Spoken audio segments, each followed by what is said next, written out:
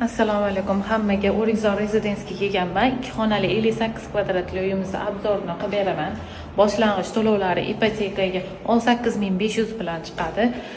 Subsidiyaga bo'lsa 16000 bilan chiqadi. Bitta pasportga bemalol xarid qilsangiz bo'ladi. Mana 2 xona 58 kvadratli uyimiz zali. Zalidan mana bu yerda koridor bo'ladi. Koridordan mana bunday kirganingizda chap qo'lda mana bu yerda spalnisi ham 3x6 razmeri, zali 3x7 razmer.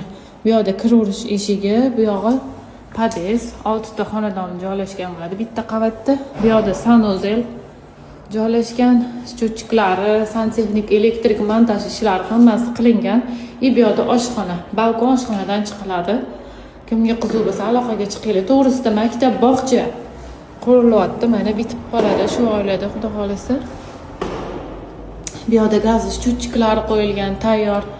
Boshlang'ich to'lov to'lashinglar bilan o'sha kunning o'zida kadastr va kalit qo'lingizga beriladi.